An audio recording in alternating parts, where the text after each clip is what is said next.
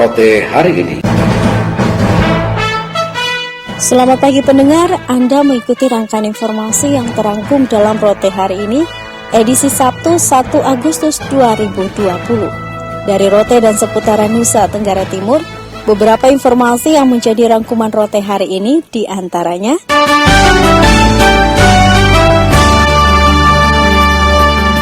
umat muslim di Kota Ba'a melaksanakan sholat Idul Adha di lapangan dermaga Ba'a. Laporan Rudi Hartono. Umat muslim di Kota Ba'a, Kabupaten Rotendau melaksanakan sholat Idul Adha yang dilaksanakan di lapangan dermaga Ba'a dengan tetap memenuhi protokol kesehatan COVID-19. Bertindak selaku imam yang memimpin sholat Idul Adha adalah Haji Burdi Rois, Imam Masjid Al-Ikhwan Ba'a. Sedangkan yang bertindak sebagai khotib pada sholat Idul Adha adalah Ketua Majelis Ulama Indonesia Kabupaten Rotendau, Haji Ahmad Koso. Dalam khutbah Idul Adha yang disampaikan Haji Ahmad Koso yang bertemakan etos ibadah haji dan semangat pengorbanan dalam nalar humanisme religius, menyebutkan haji dan kurban lebih bermakna kemanusiaan yang fungsional bagi kehidupan dunia ketika dapat menemukan arti terdalam dalam hakikat ibadah. Lebih lanjut, dalam khutbah Idul Adha juga menyebutkan sudah ratusan korban manusia akibat pandemi COVID-19. Sesungguhnya pertanda kita gagal menumbuhkan kearifan di muka bumi ini, misteri alam yang tak terkirakan. Haji dan kurban lebih bermakna kemanusiaan yang fungsional bagi kehidupan dunia ketika kita bisa menemukan arti terdalam dalam hakikat ibadah kita. Allahu Akbar, Allahu Akbar, Allahu Akbar walillahilham. Pengorbanan anak sematawayang Ismail hanyalah sebuah misteri dan mitos jika tradisi Ibrahim hanya berhenti dalam praktik fisikal haji dan kurban. Ratusan korban manusia akibat pandemi COVID-19 sesungguhnya merupakan pertanda kita gagal menumbuhkan kearifan di muka bumi ketika kita maknai sebagai misteri alam yang tak terkirakan. Pelaksanaan sholat Idul Adha juga dilaksanakan di halaman Mapores Rotendau dan setiap masjid di beberapa wilayah Kabupaten Rotendau. Seusai pelaksanaan sholat Idul Adha dilanjutkan dengan pemotongan hewan kurban yang dilaksanakan di beberapa masjid yang ada di Rotendau. Dari Peranda Selatan NKRI, RRI Rote, Rudi Hartono melaporkan.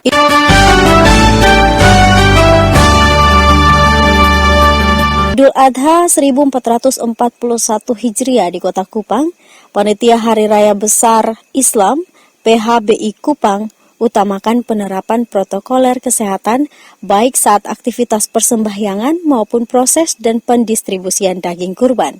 Berikut kita ikuti laporan reporter Alfred Sengge. Kebijakan penerapan sistem protokoler kesehatan bagi umat yang hendak melaksanakan ibadah sholat Idul Adha 1441 Hijriah baik di masjid maupun di lapangan terbuka yang telah ditentukan disampaikan Ketua Panitia Hari Besar Islam PHBI Kota Kupang Ambo Anambojo mempertimbangkan dampak kondisi pandemi COVID-19 terhadap kesehatan umat. Dia juga mengakui dari aspek pemanfaatan fasilitas persembahyangan Idul Adha kali ini dilaksanakan dalam keterbatasan. Hari Raya Idul Adha 1441 Hijriah tahun 2020 ini memang sedikit berbeda karena memang kita dalam konteks suasana pandemi COVID-19 ini. Yang dilakukan oleh PHBI bekerja sama dengan Dewan Masjid. Dengan kondisi sekarang kita tidak bisa melaksanakan seperti biasa, tapi ada beberapa lapangan yang melaksanakan. Sedangkan masjid itu sampai dengan saat ini ada 39 dari total jumlah 50 masjid dan musola. Kemudian ketentuan yang harus dilakukan oleh seluruh penanggung jawab, baik lapangan maupun masjid,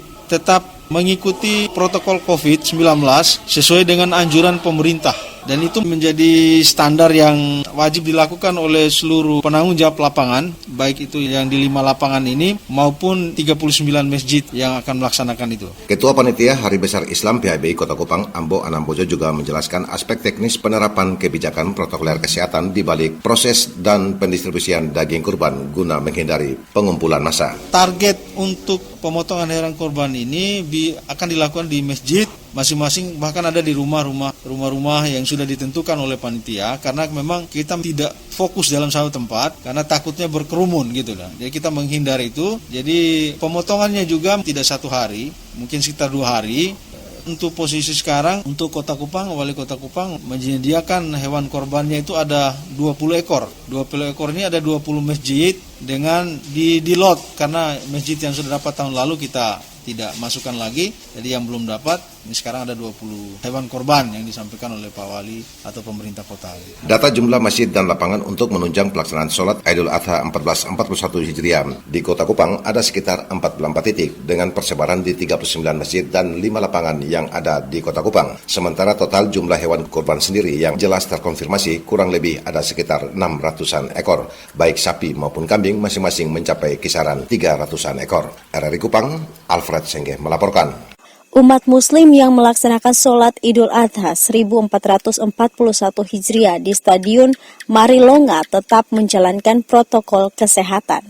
Laporan Rovinus Hula. Ribuan umat muslim di wilayah Bolobona dan sekitar melaksanakan salat Idul Adha 1441 Hijriah di Stadion Marilonga tetap menjalani protokol kesehatan. Pantauan RRI di lokasi pelaksanaan salat Id, semua umat muslim yang datang ke lokasi pelaksanaan salat Id wajib menjalani protokol kesehatan, wajib menggunakan masker, dan sebelum masuk Stadion Marilonga oleh petugas kesehatan, semua umat diarahkan mengukur suhu tubuh, menindaklanjuti himbauan pemerintah dan panitia Hari Besar Islam Kabupaten Ende. Kendati penerapan protokol kesehatan yang ketat mewarnai pelaksanaan salat Idul Adha 1441 Hijriah, namun umat tetap menyesuaikan dan dapat melaksanakan salat dengan khusyuk. Karena sebelum memasuki Hari Raya Idul Adha 1441 Hijriah, PHBI Kabupaten maupun PHBI tingkat kecamatan telah menghimbau kepada para jemaah yang akan melaksanakan salat Idul Adha untuk berwudu dari rumah, mewajibkan memakai masker serta membawa sejadah pribadi masing-masing. Pelaksanaan salat Id di Stadion Marilonga dipimpin Imam Utama Hasan B. Seni, Imam Masjid Batu Jara, dan Khotib Utama Ustadz Awaludin Mahmud SPD. Dalam khotbah, Ustadz Awaludin mengatakan, pada momentum dan masa yang sangat sulit dengan adanya virus corona, Allah Subhanahu wa Ta'ala masih menyempatkan semua umat hadir, sementara begitu banyak jutaan umat muslim lainnya di belahan dunia tidak merasakan seperti yang dirasakan umat muslim di wilayah Kabupaten Ende, nikmat kesehatan,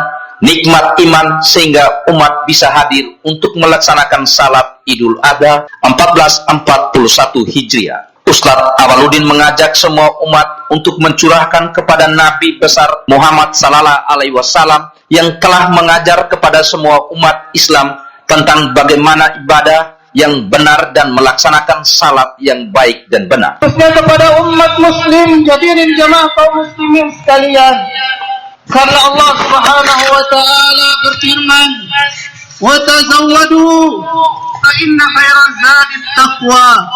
Berbekalah kalian, sesungguhnya sebaik-baik bekal adalah takwa.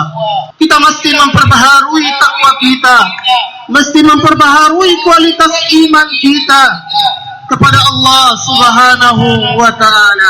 Ustadz Awaludin mengajak semua umat Islam untuk memperbarui takwa dan kualitas iman kepada Allah Subhanahu wa Ta'ala, dan penyembelihan hewan kurban yang menjadi bagian syariat Islam merupakan bentuk penjelmaan dari ketakwaan Nabi Ismail kepada Allah untuk disembelih sebagai pembuktian cintanya kepada Allah Subhanahu wa Ta'ala. Suasana pelaksanaan sholat Idul Adha 1441 Hijriah di Stadion Marilonga berjalan aman, lancar, dan tertib dikawal ketat petugas keamanan Polres Ende, TNI, Satuan Polisi Pamong Praja, Dinas Perhubungan, serta petugas kesehatan. RRI Ende Rovinus Hula melaporkan.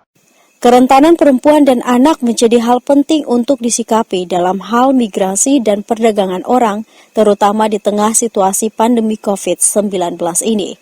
Selengkapnya kita ikuti laporan Rilen Poi. Mereka dipaksa memberikan jasa seksual via video call atau pemaksaan pengiriman foto atau video sensual, kemudian disalahgunakan. Perdagangan manusia atau trafficking melalui jalur migrasi telah menjadi salah satu bentuk kejahatan transnasional yang marak dalam dekade ini. Dari segi kuantitas, jumlah korban trafficking menunjukkan angka yang mengerikan. Persatuan Bangsa-Bangsa atau PBB memperkirakan korban perdagangan perempuan berkisar antara 700.000 hingga 2 juta orang setiap tahunnya. Bureau of Public Affairs US Department of State dalam laporannya menyebutkan bahwa setiap tahunnya sebanyak 800.000 hingga 900.000 manusia telah diperdagangkan dengan tujuan memasuk pasar industri seks dan pasar tenaga kerja murah. Seperti yang disampaikan oleh Ayu Hana Saimah, Project Assistant to Counter Trafficking and Labor Migration Unit IOM Indonesia. PBB sendiri meyakini trafficking sebagai sumber pemasukan ketiga terbesar dari aktivitas kejahatan transnasional setelah narkotika dan penjualan senjata api. api. Sementara itu Indonesia yang di dalamnya termasuk Nusa Tenggara Timur merupakan sumber dari sepertiga kasus trafficking global. Angka di atas menunjukkan bahwa meskipun perdagangan manusia bukan merupakan fenomena baru, tetapi tren global menunjukkan peningkatan kasus trafficking setiap tahunnya dan perempuan merupakan korban terbanyak perdagangan manusia.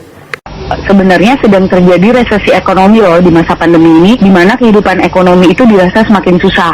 Kenapa ini lalu menjadi rentan khususnya kepada kaum perempuan? Karena hal ini banyak dimanfaatkan oleh oknum-oknum yang tidak bertanggung jawab dan ingin mengambil keuntungan dari keadaan. Misalnya dengan modus perekrutan ke luar negeri, baik tujuannya ntar eksploitasi tenaga kerja maupun seksual. Padahal pada faktanya pengiriman pekerja migran Indonesia ke luar negeri ini di moratorium. Untuk potensi TPPO ini tidak hanya terjadi bagi mereka yang bermigrasi ke luar negeri, bisa jadi bermigrasinya dalam negeri, provinsi atau antar kabupaten. Misal mereka dipaksa memberikan jasa seksual via video call atau pemaksaan pengiriman foto atau video sensual kemudian disalahgunakan oleh oknum ini. Hal senada disampaikan oleh Beni Latuperisa, Sekretaris P2 TP2A Nusa Tenggara Timur, yang mengatakan bahwa tingkat pendidikan dan kemiskinan adalah alasan utama yang ditemukan pihak P2 TP2A dalam pendampingan bersama korban. Selain itu, kerentanan perempuan dan anak yang menjadi korban perdagangan orang adalah ajakan-ajakan menggiurkan dari sesama teman atau keluarga yang sudah lebih dulu bermigrasi dengan alasan perbaikan ekonomi keluarga. Dengan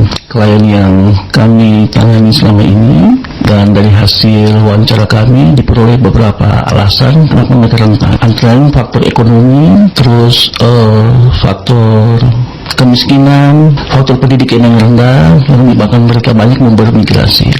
Kemampuan mereka untuk membeli sesuatu itu sangat terbatas, dan ada beberapa hal lagi bahwa banyak hal karena mereka terpengaruh oleh teman-teman yang sudah pergi duluan, kelihatannya berhasil, walaupun ada banyak yang tidak berhasil, tapi karena mereka sudah punya keinginan untuk ikut dengan teman-teman, itu yang banyak terjadi. Pada akhirnya kemiskinan, kesenjangan sosial, dan kurangnya akses layanan merupakan permasalahan yang masih terjadi di wilayah Nusa Tenggara Timur. Tingginya kemiskinan dan kesenjangan secara langsung meningkatkan kerentanan perempuan terhadap beragam bentuk kekerasan, dan tugas kita bersama untuk lebih waspada terhadap berbagai bentuk kejahatan terhadap perempuan dan anak. Rilan Boik untuk RRI Kupang.